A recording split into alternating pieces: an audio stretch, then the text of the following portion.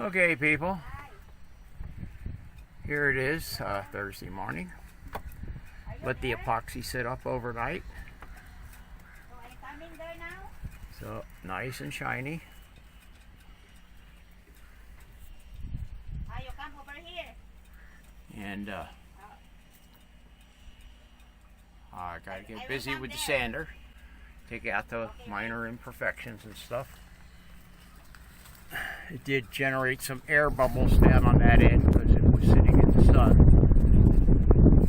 That's from the epoxy soaking even deeper into the wood and displacing the air. That's okay. Looks pretty nice. Yeah.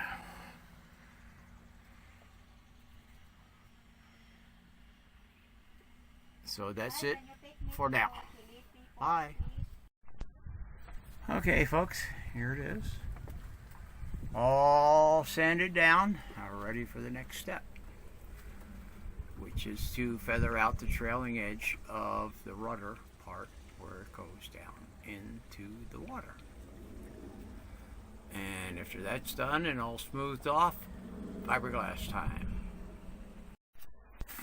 Okay, here it is, Friday, somewhere around noon, in beautiful Kalihi Harbor. And here I am, or here we are, I guess would be appropriate to say, creating the feather edge for the auxiliary rudder.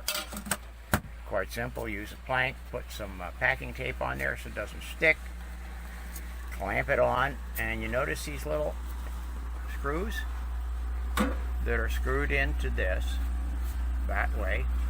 That gives the filler a little bit more of something to hang on to than just depending on sticking to this surface by itself. So my lovely assistant is over there. She is a past master at doing goop. She used to do this. Was that your first job, sweetie? Yes. First job out of high school, she worked in a furniture factory in the Philippines, and her job was to do touch-up before items were painted. So she did quite a bit of this with the same kind of material. This is auto body filler, commonly referred to as Bondo in the US. Yeah, I know. It's not epoxy putty, but getting that here, difficult and expensive. And this will suit just fine because it's really non-structural. Anyway, you can see we started there. We've got to do the whole thing. Hopefully the side where the board is with the tape on it will come out nice and smooth and only need a minor touch-up. The top surface here will need a little bit more work. But that's another reason to use the Bondo, because it kicks off fast. And that means we can work on it pretty quickly. I'm hoping that we'll get all this done today,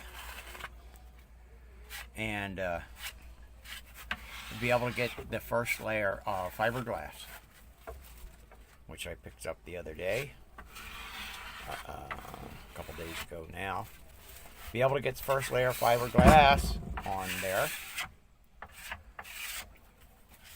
today on one side. You let that cure overnight, sand it down where it's going to overlap with the piece from the other side.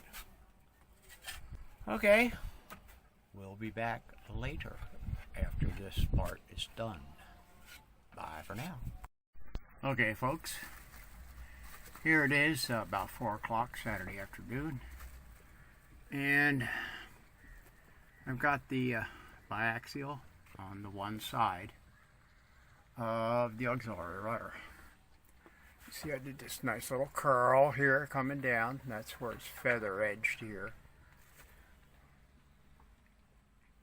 The fabric doesn't reach quite to the end, but I gotta cut some, I don't know, 3 or 4 inches off that end.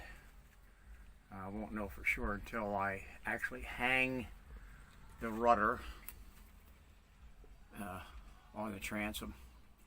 I could probably do it off of measurements, but I'd rather have it physically in place to make sure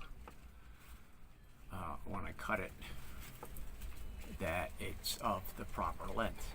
Anyway, tomorrow, I did this late yesterday afternoon, and unfortunately it really didn't kick off very well, and then it's cooler at night here, and so I had to leave it out in the sun a good portion of the morning before it kicked off enough to clean up the edges.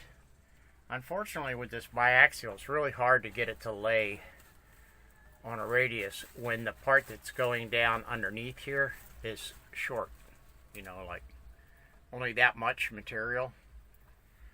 So I wound up, it just lifts off and then leaves a big air bubble underneath, so I had to grind or cut all that stuff off.